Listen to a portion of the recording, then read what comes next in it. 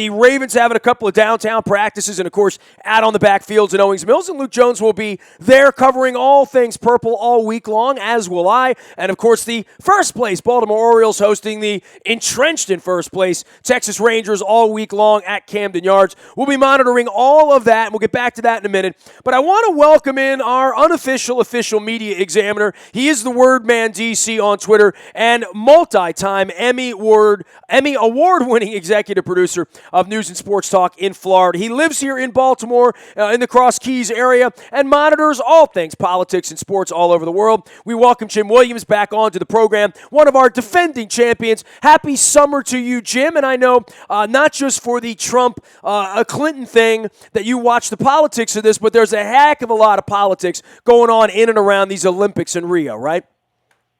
Absolutely, and with good reason. We are seeing a country that, frankly, isn't ready for the Olympics, and yet to go. It's going to be fascinating. And I think the real interesting part here is NBC sends the news division, obviously, down because it's promotion for everything. And so we'll see if the news division is really going to bang on Brazil for not being ready, while the sports division unquestionably is likely going to overlook it. Okay, so this is why I called you. I mean, for me, this is where journalism meets reality TV, meets business, where I pick on the Orioles all the time, and rightfully so, that their broadcasts are woefully state-run, that Mike Bordick and Jim Hunter is unwatchable on any given night, and for them breaking news on their website, and their reporters are paid by Peter Giangelos. Now, NBC pretends it's a news entity, right? I mean, they broadcast debates, they pick sides, they ask questions, they have Dateline, they have news reporters, and yet when it comes to covering news for this Olympics, it's kind of expected that they're going to cough and look the other way and not do anything. Other than if there were riots, if there is a tragedy, they will have to go into news mode at some point. But I think they've exposed themselves in a really massive way here, and that's just where we are in media in the 21st century, that when you have billions of dollars at stake to polish the shoes of the event, you can't defecate on the event, even though everyone else is. And they're really straddling the line here over the next couple of weeks, because there's already many, many facets to this story above and beyond the glory of red, white, and blue and the gold medal and the games themselves, because the politics, the country, the economics, Zika, Russians, cheating, all of that is involved above and beyond the feel-good story when the girl gets on the balance beam. Well, this is more of a 1960s kind of spy novel, right, than it is sports. I mean, if you look at it, right, here we are in a circumstance whereby the Olympic Committee is saying all's good in a kind of a Baghdad Bob way, while, the testing of the water at Copacabana Beach and some of these places where there will be sports being done, such crew and all the different water sports that you do outside of a natatorium is absolutely toxic. The water doesn't pass it. It's toxic. I mean, there actually were in certain areas of the where they are going, as I said, they're going to run the crew races, literally body parts of animals floating on shore. This was last week. So, not exactly the kind of water you want to be, spending a great deal of time in. That's not, that's just part of the story. There's the stadiums that are hopefully finished. or not. We'll find out about that. Well, I saw Matt Lauer running around on the beach Monday morning down in Copacabana, and they're still building the site where they're going to play beach volleyball. And that's a temporary facility there. I mean, I know that Maracana is there. I'm sure that the water in the pool is probably fine. The biggest story for me has been the arrival of these athletes, and I saw the American contingent and Phelps and these guys going over earlier in the week, that when they get there, that the place they sleep, that the beds aren't proper, that the plumbing's not proper, that there are fire hazards, that there was a fire in the Australian village that they didn't even want to go into, and the guys all got robbed. Not to mention the civil unrest and the political unrest down there, and just the safety of the athletes in general. There have been some athletes who have been down there a couple of days, and we're already seeing muggings and stories that are being, sort of brushed under the rug, but kind of to be expected with the narrative of why you don't hang out in Rio for very long. It's true. I mean, there's no question about it, and you can't turn a blind eye to this, because there have been a number of athletes who've said, I'm going to take a pass here. And Michael Phelps better be getting like Barack Obama treatment there, right? Like, if anything were to happen to him, the kidnappings are rampant in South America. I mean, there's all sorts of things that happen there that I don't need to tell their security people. They know about it, but there are thousands of athletes running around down there. This seems to be on the front of it almost scary kind of turmoil. Down there. If I were an athlete, and I understand why so many athletes are just saying, especially the people with hundreds of millions of dollars, and the basketball players and the golfers and the soccer players just saying, gold medal, schmold medal, that there's less value in it from a patriotic standpoint, from a prestige standpoint. If you're already rich, why would you bother to go do it? Yeah, I mean, this is clearly one of those cases where we see that the IOC got the money grab, got in there, got to Rio, and is absolutely paying no attention to the fact that there could, and this is the terrible part of it, there could be people injured who are just spectators. There could be athletes, as you said, either kidnapped or in some way or another injured from some of these facilities not quite being ready.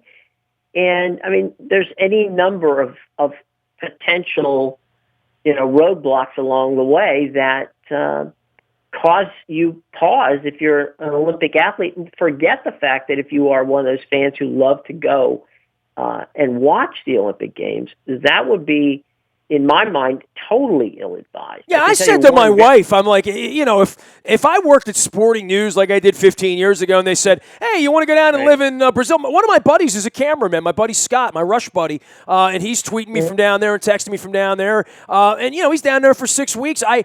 I'm interested to see how that experience, because I've been to Rio, and I liked Rio. I like Sydney, Australia. I'm okay with London. I just wouldn't want to go to any of these places for the Olympics, because I feel like it would just be, and I've never been to an Olympics game. I kind of regret not going to Atlanta in '96, but given the bombing, I don't regret it. But I almost went to the 96 Olympics, just jumped in the car with my buddy and went down there for a couple of days, and I didn't. And 20 years later, it's not on my bucket list anymore. It's just probably something I'm never going to do, because on the eve of all of this, I'm not frightened from the security standpoint. I just think it'd be a big, expensive pain in the ass. Well, having been myself to four, you don't really, and I've worked them, so as a director, you don't really get to see, in my case, I didn't get to see anything but the event that I was doing. Yeah, when I go to the Super Bowl, I see a convention hall, and on Saturday I go out and get some food, but it's not like you're hanging on the beach at Copacabana if you're down there working, right? Right, and to your point, my brother is one of the technical coordinators in Rio, and has been done a number of Olympics. And basically, a quick story to your point about the kidnapping situation. They're using the black SUV type cars that you see in Washington all the time with security. And so he ran into a store to get some stuff, and he wasn't driving. They have drivers. And so he bopped back out, wasn't quite paying attention. There were two Lincoln Navigators next to each other, two black ones. He jumps into one, opens the door, goes in, and is sitting there, and there are four guys with automatic rifles around him. And he goes, "Excuse me," and they say NBC, and he goes, "Yes." He goes, "Other car." So he wasn't sure whether he was going to get kidnapped or what he had wandered into, but clearly that's the kind of interesting third world atmosphere that you're going to get. And hey, I live in Baltimore. I understand. I'm unsafe enough, right? Like, I don't need to go to Rio. Right. Rio is a beautiful, beautiful place for 4 days. Beyond that, you need to get someplace. But yeah, I mean, it is going to be fascinating. Jim Williams. I think.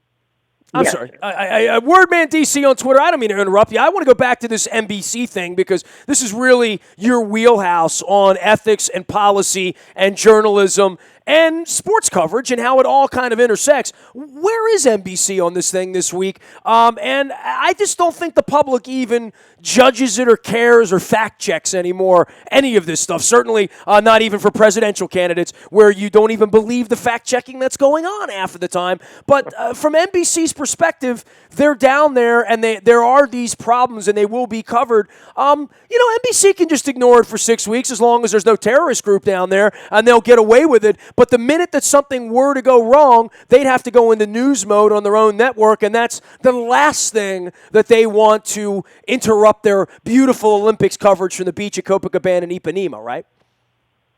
True. I will say this. If need be, Bob Costas will comment. Bob has done that in the past, and I will give him credit for that. There have been times, and Bob's situation on a Sunday night broadcast, and Bob and I have been have been good friends for a number of years. He is not the kind of guy, and he does feel compelled to, if he is the host and he's the guy that's in front of it, he's not going to be sitting there made to look like a fool if something is going on that he should be commenting. Well, there's a credibility that comes along with him, which is why he's Bob Costas, right? I mean, and that's when you start to piss your credibility away, then you become Jim Hunter. Then you become Masson at that point. So I somewhere in there, the reason he's in the chair is because he's considered an integrity-based, credible, knowledgeable, guy, and that's why you want him there. Don't diminish that by putting the words into his mouth, right? That's journalism. Right.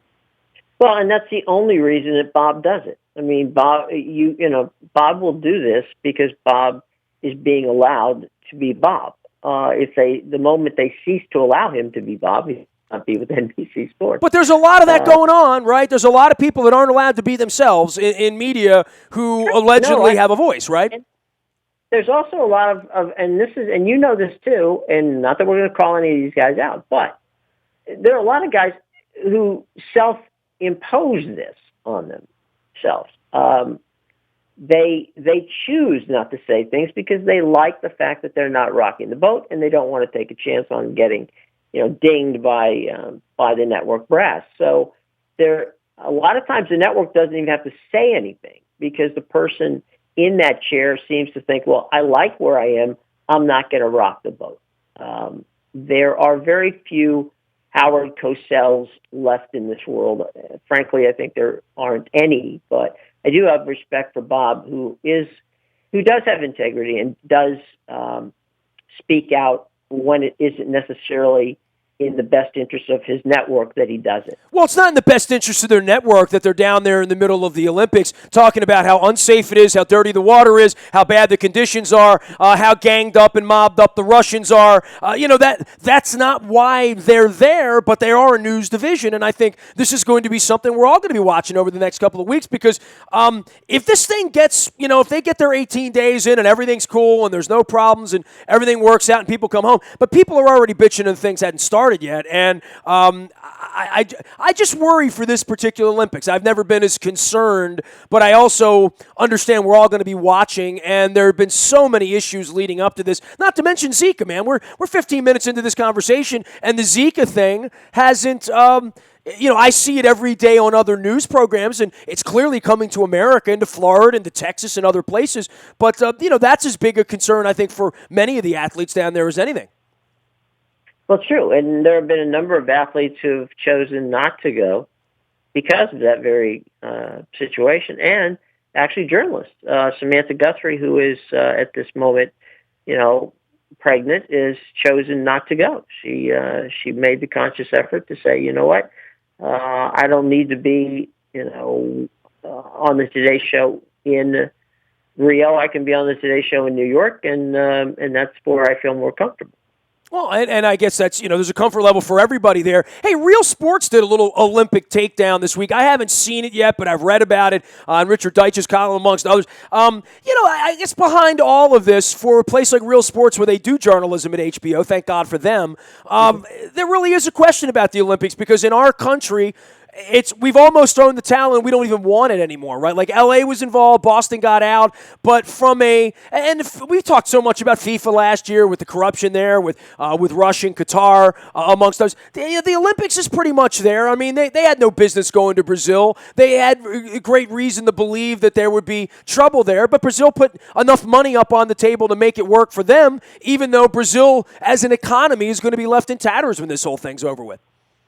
Well, and look, you've been around this business almost as long as I am, and I've been around this business since dinosaurs seemingly roamed the earth. But the biggest fantasy in all of sports is that both Olympics and Super Bowls make cities money. They don't.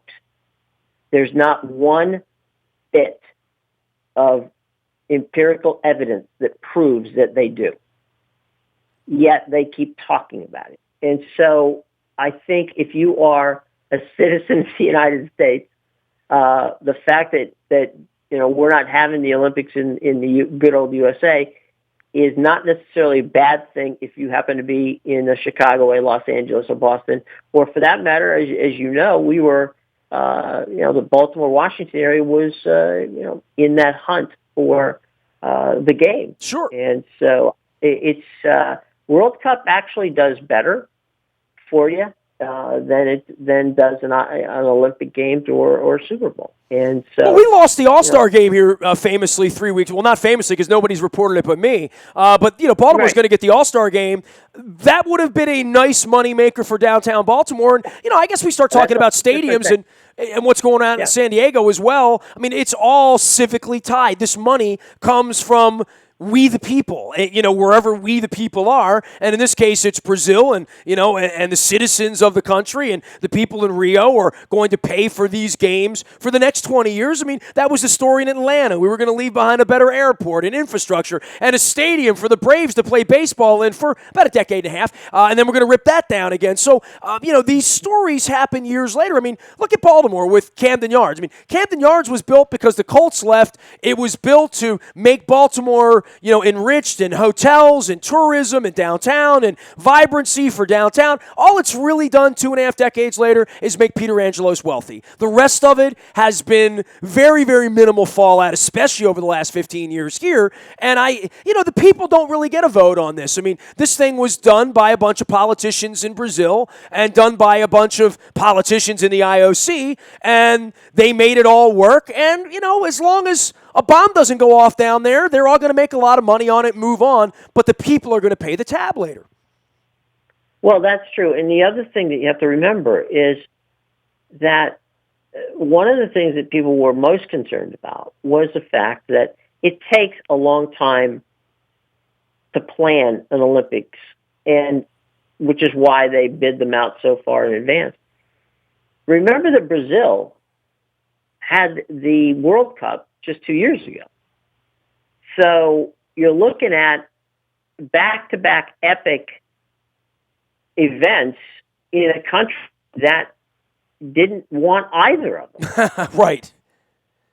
So, well, they wanted the World Cup because they have an affinity for soccer, and they certainly didn't want it going to Argentina or going somewhere else in South America. It was the most obvious place to put it in South America if you needed to go to that continent. But, I mean, that obviously was corrupt as well. I mean, the World Cup bidding has been corrupt for at least 2 decades, as has been the Olympic bidding, which is the dirty little secret that kind of sticks out. And this is the time every 4 years or 2 years, winter and summer, where we actually talk about it a little bit. Jim Williams joining us here. He's the Word Man DC out on Twitter. And you can follow him, and a longtime television executive, Emmy Award-winning executive. He lives here in the neighborhood. I want to get off the Olympics for 1 minute just to move on to the Hall of Fame voting, because I know that's another thing sort of near and dear to your heart as well, and a great television event, a great storytelling event. And the NFL this week, where people keep writing me, when is Ray Lewis? We're two years away on Ray Lewis. Ray Lewis will be the summer of 18 when that happens. But meanwhile, we stand by and watch a great week of football memories, whether it's Tony Dungy or Brett Favre or Eddie DeBartolo, Marvin Harrison, Kevin Green, Orlando Pace, Ken Stabler, Dick Stanfill, all going on this week. This is a nice feel-good for the NFL and for football. It is. There's a lot of good things. I don't know if you've never made a trip, you're a football fan, and you've never made a trip to Canton, Ohio, you really need to put that on your bucket list, because that is a wonderful, in my own personal opinion, while I do love the Hall of Fame, the Baseball Hall of Fame in Cooperstown, it's a whole lot easier to get to the NFL Hall of Fame in Canton. Yeah, you go to Pittsburgh and you make a left, kind of, sort of. Basically, yeah. Or you go to Columbus and make a right, right. Or the other. So well, it's gotten better. I don't know the last time you've been out there, but clearly this, aside from the L.A. thing, where the stadium's being built for the league, they really are Disneyifying the Pro Football Hall of Fame in a massive, much more so than baseball. I mean, I've been to both of them in the last 15 months, and the Football Hall of Fame, every time I go, it gets bigger and better. They've really invested money after a long, long time where I went there and was very underwhelmed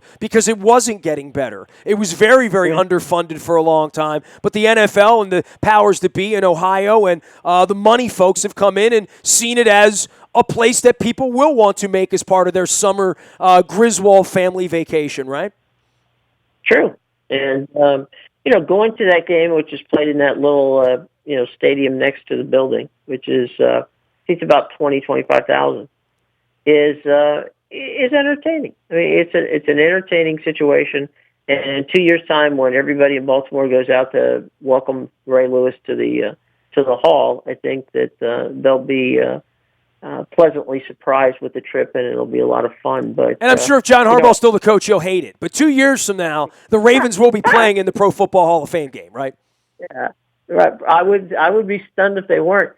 An interesting thing from a mutual friend of ours, Ira Kaufman, in the Tampa Bay area. Ira was saying that there's a bit of a controversial situation to this year's group, and that is that there are some who do not think that Tony Dungy is worthy of the Hall. And I don't know about your opinion or the group's opinion on this, but I'm a little perplexed on how people couldn't think that Tony Dungy is not worthy of making the Hall of Fame. Well, I think for all the coaches, for the owners, look, I mean, I'm an Art Modell guy. He's not in. He helped found the friggin' league. You know what I mean? So, I mean, he helped put the game on television in Monday Night Football. He was in the inner circle for 2.5 decades, voting on every single thing. And because he's unpopular in Canton and in Cleveland, they didn't put him in. Tony Dungy's in because he's popular, kind of like Kirby Puckett was popular in baseball. And, being nice goes a long way, right, to getting votes.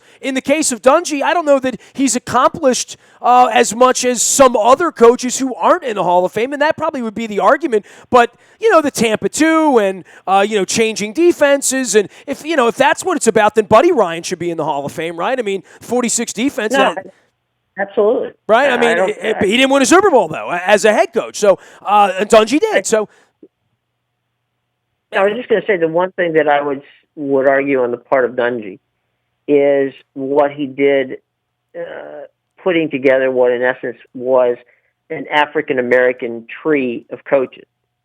And I think that probably is. Well, gonna that is be still special. accomplishing things, right? I mean, the Mike Tomlins of the world are still kind of out there, and many members of the Tony Dungy tree are still out there coaching. So, if you're going to stack it in that Bill Walsh kind of way.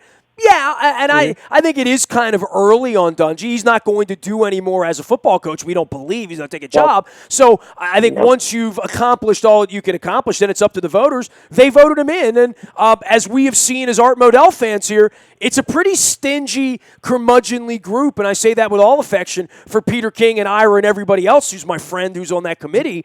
But it is a pretty high bar to get into the Pro Football Hall of Fame, I believe.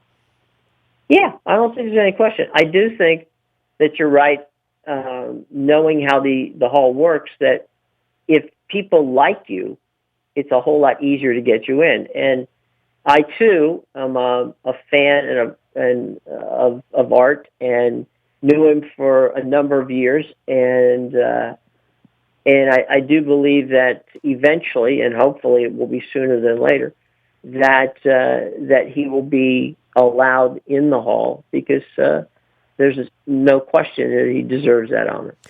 Jim, it's always great having you on, man. What are you working on this summer? I mean, this sports is your playground. You're all into the American political process here and the Constitution over the next 90 days, right? Yeah, I'm back from Philly, and I've been taking showers ever since. And so yeah, it's politics, but I always find time to do some sports stuff, and it's going to be a lot of fun. And I think what the fun part here, we talked about the Olympics. That'll be fun to watch. We talked about the kickoff, for all intents and purposes, of preseason football, which is just around, just starting this weekend. And then, of course, no question about it, there's a pennant race, and I think that's going to be fun to see how that all falls out as well. So there's not a lack of things to concern ourselves with in the month of August, which includes toward the end of August the U.S. Open Tennis Championship. We got a lot of things going on around here, man, and certainly for Baltimore to have a first-place baseball team and a relevant football team, and the Olympics going on with Michael Phelps in the pool, and some other local luminaries as well down in Rio. Plenty of local interest here before September when they kick the football off. Jim, it's always great having you on, man. Keep up the great work. We'll be following you out at WordmanDC on Twitter. All right, buddy. Our official media examiner, he is Jim Williams, Wordman DC, out on Twitter. You can find me, nasty at WNST.net, anytime, anywhere. Email me. Twitter, Facebook, LinkedIn, Snapchat, Instagram, and, of course, in the Buy a Toyota audio vault 24 hours a day from anywhere in the world. For anything that you miss here at WNST, our morning newspaper hits your email inbox at 7 a.m. each and every morning, and that's powered up by Planet Fitness. It's absolutely free to join, and at Planet Fitness, it's just $10 a month to get in the best shape, and we still have plenty of summer. And I'm eating and living right here lately because I got a camera on me now here in the studio. Our Facebook Live and our WNSTV YouTube channel now alive and well out on the internet with all of our great programming from WNST as well. And don't forget, breaking news. If anything happens out on the backfields at Owings Mills, or Orioles, trading deadlines, so all of that stuff happens first on the WNST Tech Service. That is brought to you by Coons Ford of Security Boulevard. Don't forget, head coach Brian Billick, our head coach on behalf of the Living Classrooms Foundation, will be with us next Tuesday night at Greenmount Station in Hampstead. Carroll County, we're coming up for the crab cakes and the football conversation. We're bringing our Super Bowl 35 head coach Brian Billick with us on behalf of the Living Classrooms Foundation. We'll talk about Denny Green. We're going to talk about the 2016 Ravens, as well as some other issues with Brian, who will be with us on Tuesday. I'm Nestor. This is WNST.net AM 1570 and WNST Towson, Baltimore. And we never stop talking Baltimore sports.